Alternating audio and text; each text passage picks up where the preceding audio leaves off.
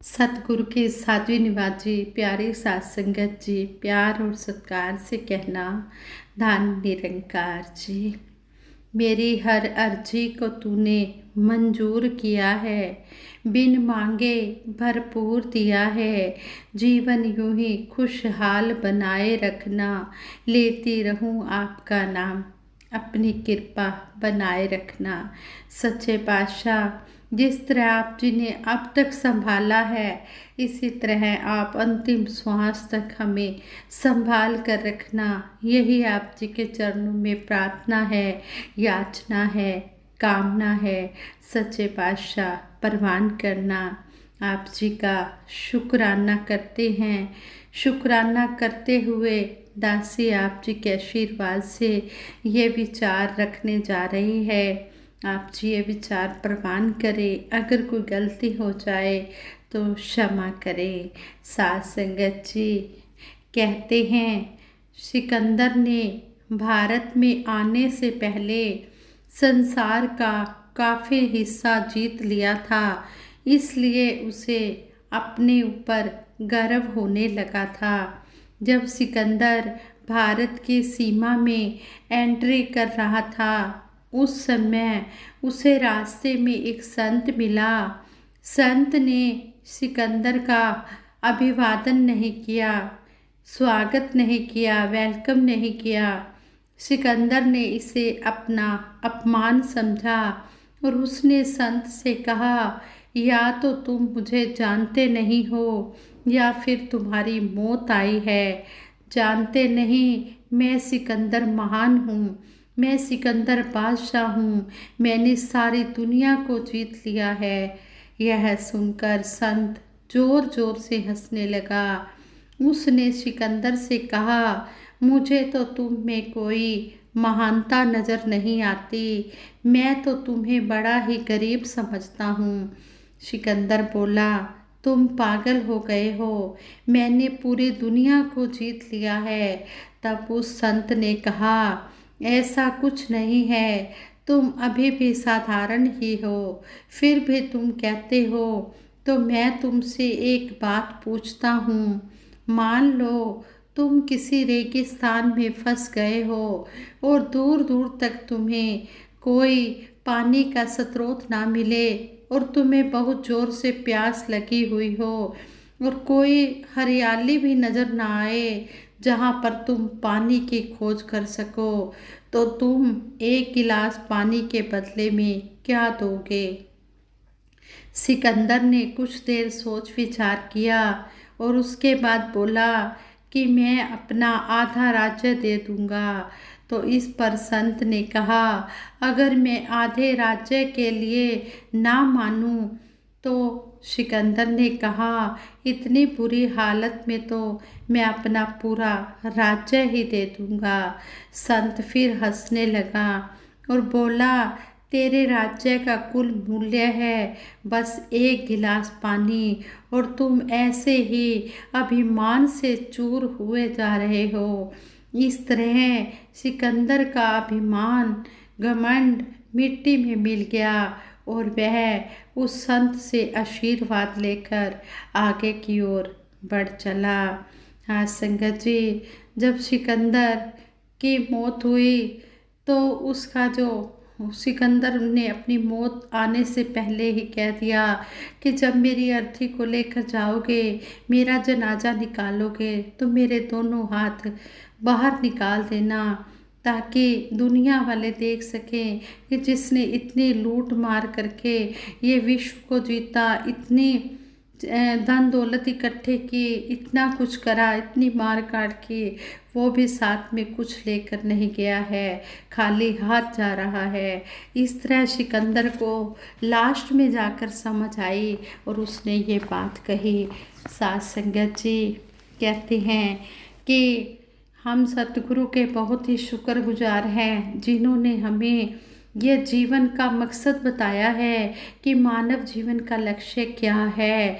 मानव जीवन का लक्ष्य बताकर सतगुरु ने हमारे जन्म मरण के बंधन भी काट दिए हैं और हमें मुक्ति का पथ भी दे दिया है। इसलिए कहते हैं कि जो इंसान सत्संग से जुड़ जाता है, इस ज्ञान के महत्व को समझ लेता है, फिर वो दुनियावी ठोकरों से बच जाता है, फिर वो संसार की ठोकरों से बच जाता है, फिर वो इस धन दौलत को, माया को अहमियत ना देकर इस परमपिता परमात्मा, इस मायापति को अहमियत देता है और अपना जीवन संवारता चला जाता है। फिर अपना ये लोक भी सुखी कर लेता है और परलोक भी सुहेला कर लेता है। इस स्टोरी से हमें यही सीख मिली है कि जितनी मर्जी ये दुनियावी धन दौलत इकट्ठी कर लो, लेकिन साथ में कुछ भी नहीं जाना है।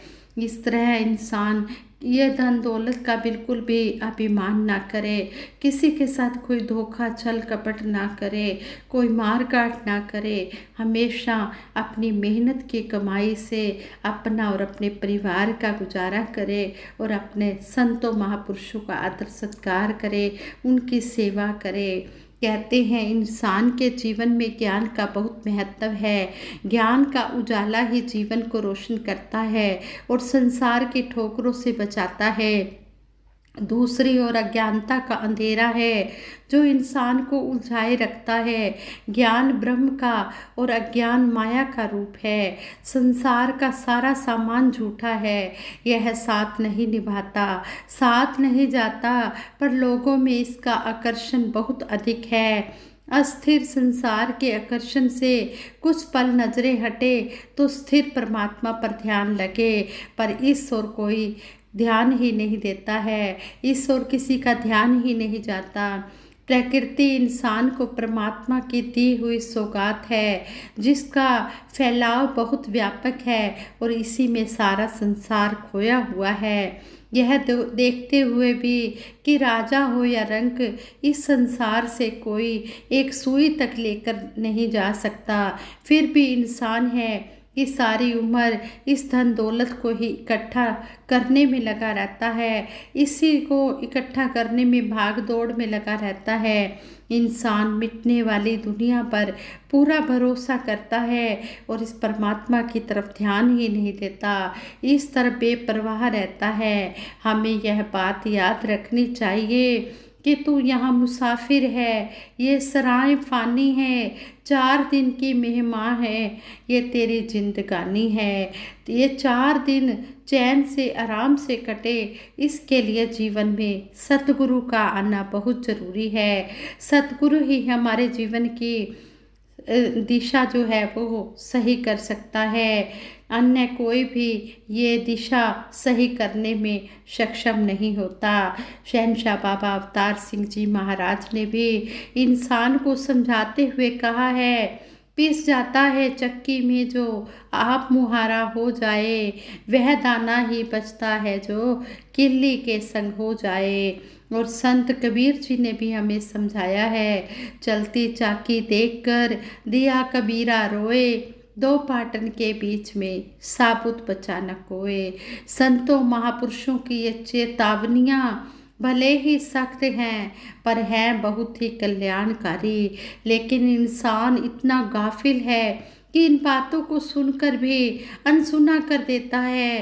वह अगर भक्ति मार्ग की तरफ मुड़ता भी है तो सतगुरु का पल्ला ना पकड़कर अपनी मर्जी के बनाए परमात्मा या अपनी इच्छा वाली पूजा में ही उलझ कर रह जाता है। वह पहले प्रभु दर्शन, फिर प्रभु प्रीति और तब भक्ति का क्रम भूलकर मनमत द्वारा भक्ति, मुक्ति और आनंद प्राप्त करना चाहता है। माया के संग प्रीत और प्रभु के विपरीत चाल चलकर कभी कोई कारू या सिकंदर जैसा बादशाह भी कामयाब जीवन नहीं जी पाया है। वह राजा, विद्वान, शूरवीर और सुख वैभव वाला होकर भी अत्यंत दुर्लभ मानव जन्म गंवाकर खाली हाथ चला गया। सतगुरु माता सुदीक्षा जी महाराज भी हमें समझाते हैं कि जो ये भक्ति है ये किसी उम्र की मोहताज नहीं है। जब जागो तभी सवेरा, जब मन में जिज्ञासा उत्पन्न हुई कि इस परमपिता परमात्मा को पाना है, उसी समय ब्रह्म ज्ञान की दात प्राप्त की जा सकती है। और जब इस विराट स्वरूप को जान लिया तो फिर इसी से एकमिक होकर अपनी असली पहचान भी हो जाती है कि मैं कहाँ से आया हूँ, मैं कौन हूँ और मैंने कहाँ जाना है। ये सब बातें सतगुरु की शरण में आकर पता लग जाती हैं। कहते हैं कि आदिकाल से यही सनातन परंपरा रही है कि सतगुरु के आगे सिर झुकाओ और ज्ञान को पालो। अपने जीवन का मूल लक्ष्य पाकर जीवन सफल करने वाले बन जाओ।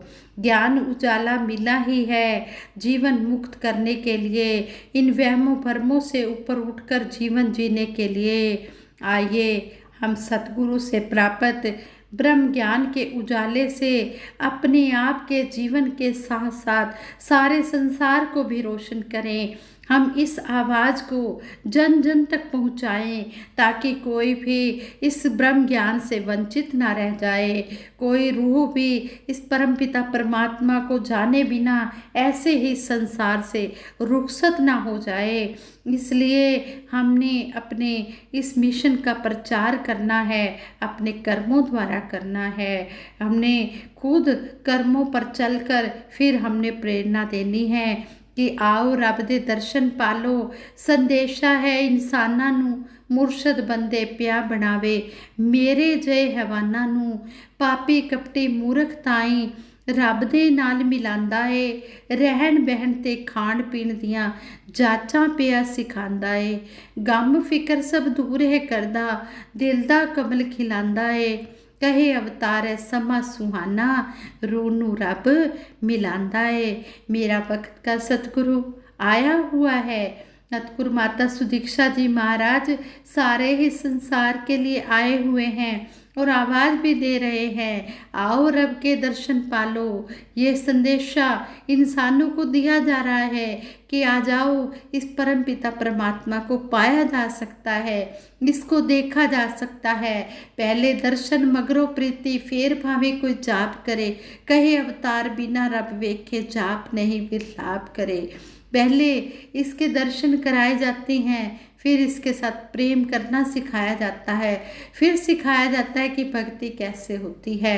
जब जीवन में सतगुरु आता है तभी ये भक्ति का सही अर्थ भी समझ में आ जाता है। भगती लोकी अचे न समझे, रब नू पाना भगतीए, छड़ के सारे वहम भुलेखे, गुरु रे जाना भगतीए। जब गुरु को खुश कर लिया, ब्रह्म ज्ञान को पा लिया, फिर जन्म मरण के सारे बंधन ही कट गए। कहते हैं बंधन तोड़ बुलावे राम, ये सारे बंधनों को ही तोड़ देता है, सारे वहमों भरमों से ही मुक्त कर देता है। और फिर हमें आवाज़ देकर कह भी रहा है, और ये मेरे जैसे पापी कपटी मूर्ख को इंसान बना रहा है।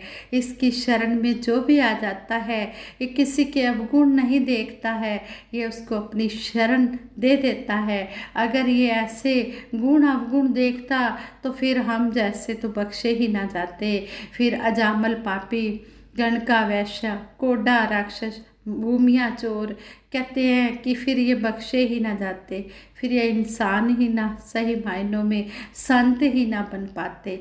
लेकिन सतगुरु की शरण में जो भी आ जाता है, सतगुरु उसको अपने चरणों में जगह दे देता है। ये ब्रह्म ज्ञान देकर उसे संत महापुरुष बना देता है, इतनी ऊंची पदवी दे देता है। कहे अवतार है समा सुहाना, रूह नू रब मिलांदा है। ये बड़ा ही सुहाना समय आया है, ये मिला हुआ है। इस समय को हम यूं ही ना गंवा दे, हम इस परम पिता परमात्मा को पा लें। कहे अवतार है समा सुहाना, रूह नू रब मिलांदा है। इस आत्मा को परम पिता परमात्मा से ये मेरा सतगुरु सच्चा पातशाह मिला रहा है। इसलिए हम इस समय को यूं ही व्यर्थ ना गंवाएं, क्योंकि समा गया फिर हथ नहीं आना, अंत समय पछताएगा। धर्म राय ने जमझा गले, रोएगा कुरलाएगा। कहा भी गया है कि यह समय जब बीत गया तो फिर हाथ में आने वाला नहीं है, फिर कुछ भी नहीं बनने वाला है। जितने भी श्वास हमें दातार ने बख्शे हैं, एक भी श्वास हमें ऊपर मिलने वाला नहीं है। इसलिए हम समय रहते इस आत्मा का पार उतारा कर लें, ये आत्मा को जन्म मरण के बंधनों से छुड़ा लें, इसको 84 लाख योनियों के चक्कर से अब ख़त्म कर दें। क्योंकि ये मानव जन्म जो है 84 लाख योनियों के बाद मिला है, इसलिए हम इसकी कदर करें। हीरा जन्म जो तुझको मिला है, यूं गंवाने के काबिल नहीं है। तेरा हर श्वास अनमोल मोती यूं लुटाने के काबिल नहीं है। इस तरह हमें सच्चे पातशाह समझा रहे हैं कि तेरा जो जीवन है ये हीरा है, लेकिन तू इसे कौड़ियों के भाव गंवाकर यूं ही इस संसार से रुखसत ना हो जा। इसकी तू कदर पा ले। जिन्होंने इसकी कदर पा ली है वो मुबारकबाद के पात्र हैं, और जिन्होंने इसकी कदर अभी तक नहीं पाई है तो हमें सतगुरु माता सुदीक्षा जी महाराज समझा भी रहे हैं कि भक्ति जो है किसी उम्र की मोहताज नहीं है। जब जागो तभी सवेरा। चाहे किसी भी उम्र में इस ब्रह्म ज्ञान को प्राप्त कर लो, ये प्राप्त किया जा सकता है। संपूर्ण हरदेव वाणी में भी सतगुरु बाबा हरदेव सिंह जी महाराज फरमाते हैं, कहे हरदेव ज्ञान उजाला संत जनों के पास रहा, कण कण में देखा ईश्वर को और सदा विश्वास रहा। यहाँ पर भी सतगुरु बाबा जी हमें शब्द के द्वारा समझा रहे हैं कि जो ये ज्ञान का उजाला है ये संतों महापुरुषों के पास ही होता है। ये ब्रह्म ज्ञान की दात सतगुरु की शरण में आकर ही मिल सकती है। ये जो परम पिता परमात्मा हर जगह व्यापक है, पत्ते पत्ते में है, डाली डाली में है, कण कण में समाया हुआ है, ये ईश्वर दिखाया जाता है और फिर इस पर विश्वास करना भी हमें सिखाया जाता है। जिसने इसको पाकर विश्वास कर लिया है उसके जीवन में खुशियाँ ही खुशियाँ हैं, बहारें ही बहारें हैं। सतगुरु सच्चे पातशाह हमें समझा रहे हैं, ना बोलो की कीमत है ना सुनने की कीमत है, कीमत तो है जो इन पर चल पड़ता है। मन के वचन गुरु दे जीवन सवार लइए, तकिए ना दूजियां वल खुद नू सुधार लइए। हमने अपनी तरफ ध्यान देना है कि हम कहाँ खड़े हैं, हमने अपने आप का सुधार करना है। इस तरह हमें सच्चे पातशाह समझा रहे हैं। हमने गुरु के वचनों को मानकर अपना जीवन सुधारना है, अपना लोक सुखी परलोक सुहेला करना है। दासी से ये विचार करते हुए बहुत सी गलतियां भी हुई होंगी, उन गलतियों के लिए दासी आप जी के चरणों में क्षमा प्रार्थी है और सभी के लिए सतगुरु माता जी के चरणों में यही याचना यही प्रार्थना करती है कि सच्चे पातशाह इतनी शक्ति हमें देना दाता, मन का विश्वास कमज़ोर हो ना, हम चले नेक रास्ते पर हमसे कोई भी भूल हो ना। ऐसी सबके भले की कामना के लिए सिमरन भी करवाएगी, सभी ने मिलकर इसमें भी सहयोग देना है। तू ही निरंकार मैं तेरी शरण हाँ, मैनू बख्श लो। तू ही निरंकार मैं तेरी शरण हाँ, मैनू बख्श लो। तू ही निरंकार मैं तेरी शरण हाँ, मैनू बख्श लो। तू ही निरंकार मैं तेरी शरण हाँ, मैनू बख्श लो। बोलिए सतगुरु माता सुदीक्षा सविंदर हरदेव जी महाराज की जय। निरंकारी राजमाता गुरु बचन अवतार की जय। साथ संगत जी प्रेम से कहना धन निरंकार जी।